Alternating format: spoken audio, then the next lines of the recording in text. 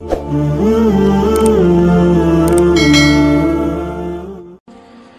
अल्लाह अलैह दरवेश थे दिल्ली के, बहुत सारे लोग मुरीद थे। एक बड़ा खिदमत गुजार मुरीद था, मजदूरी करता था, गरीब था। तो 6 बेटियां थी उसकी। हजरत साहब के पास रोज आके कहता, हुजूर बच्चियों के लिए दुआ करे, अल्लाह कोई असबाब पैदा कर दे।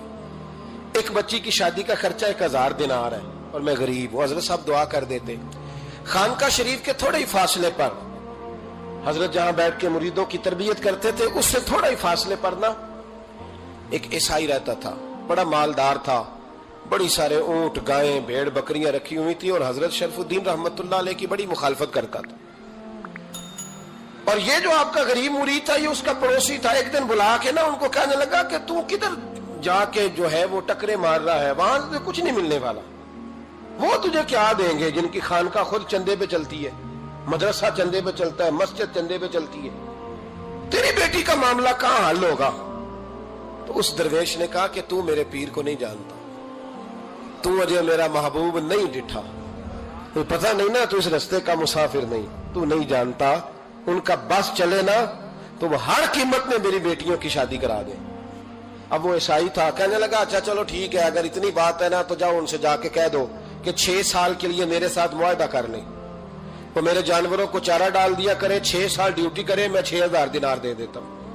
वो मेरे साथ 6 साल मेरे जानवरों को चारा डाले रखते हैं ना, अब चारा डालने के लिए एडवांस पैसे दे के। अब तो लोग उन्हें भी गुलाम ही बना लेते हैं, बड़ी थोड़ी तनख्वाह देते हैं, जुल्म करते हैं, पूरा मुआवजा नहीं देते। हजरत शेख शरफुद्दीन के बारे में वो कहने लगा, जब अपने पीर से जाके कह के मेरे जानवरों को 6 साल चारा डाले, मैं 6000 दे देता हूं, तू जो कहता है हर कीमत पे जाने को तैयार है।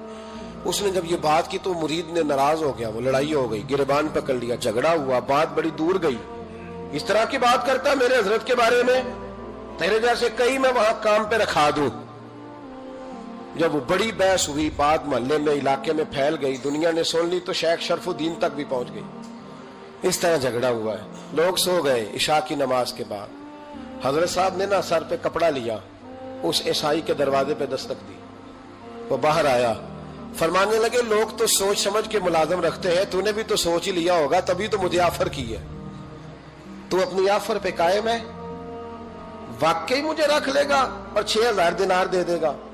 कहने लगा जा बाबा काम कर अपना। फरमाया नहीं, तूने इतने लोगों में बात की, इतनी बहस हुई, तो कायम है? कहने लगा मैं तो कायम हूं, पर आपने नहीं कायम रहना। फरमाया मैं सोच समझ के आया हूं।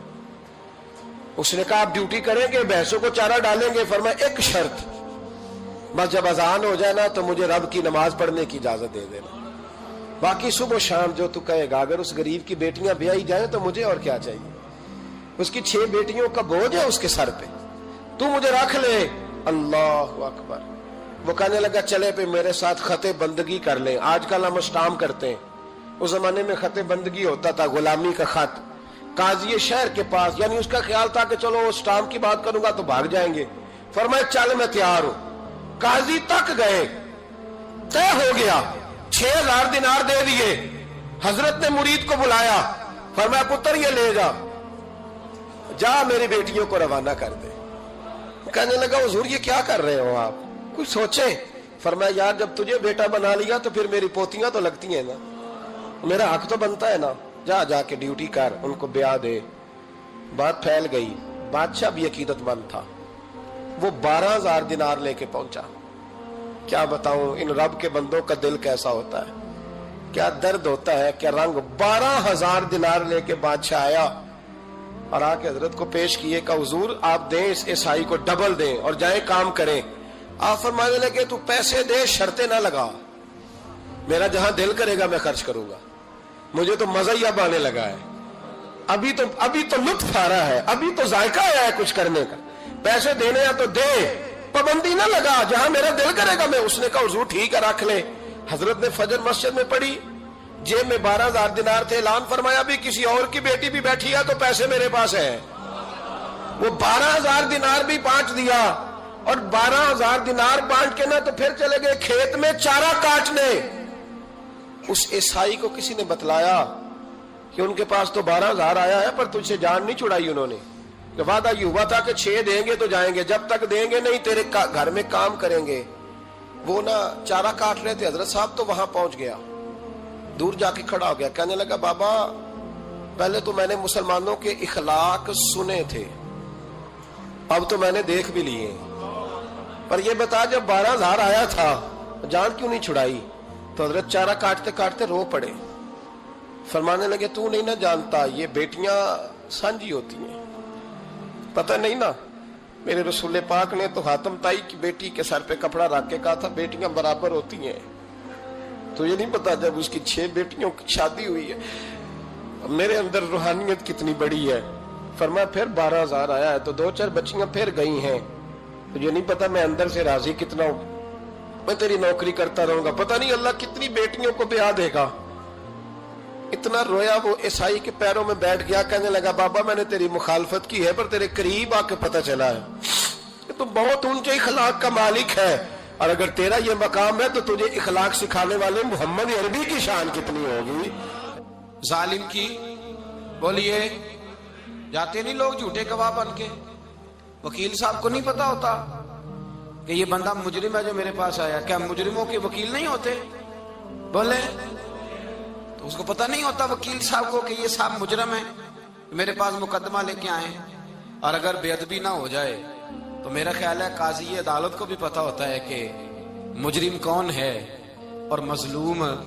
میرے نبی پاک صلی اللہ علیہ وسلم نے اس قدر زیادہ سختی فرمائی اس مسئلے میں، فرمایا جس کو پتا تھا کہ فلاں آدمی ظالم ہے، ظلم کر رہا، پھر وہ ظالم کا گواہ بنا یا اس نے ظالم کی مدد کی، کتنی کی؟ شارحین لکھتے ہیں چاہے اس نے ایک جملہ بول کے کی، چاہے ایک، سارے بولیے، چاہے ایک غریب کو اس نے ظلم کیا تو کہتے ہیں علاج یہ سی، چاہے ایک جملہ بول کے کی، شارحین اس حدیث کی شرح میں لکھتے ہیں ایک جملہ بول کے چاہے مدد کی، جس بندے نے کسی ظالم کی مدد کی کسی مقدمے میں یا کسی صورت میں اور اسے پتا تھا یہ ظالم ہے، میرے نبی پاک صلی اللہ تعالی علیہ وسلم فرماتے ہیں اگر اس نے مدد کی، ابھی ظالم کی بات نہیں ہو رہی، ظالم کے مددگار کی بات ہو رہی، اگر کسی نے ظالم کی مدد کی تو حضور فرماتے ہیں خدا بھی اس سے بری و ذمہ ہے، رسول بھی اس سے بری و ذمہ ہے۔ سنبھال کے رکھے اپنی نمازیں، قربانیاں، حج، زکوٰۃ سنبھال کے رکھے۔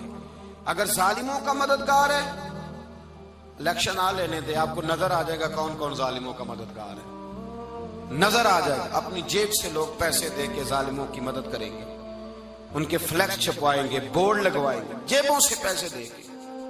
ہم نے خود آگ لگائی ہے چمن میں اپنے، بے سبب گردشی ایام کو الزام نہ دو، ہم نے خود نور کا ظلمت سے کیا ہے سودا، کر کے توہین سحر شام کو الزام نہ دو۔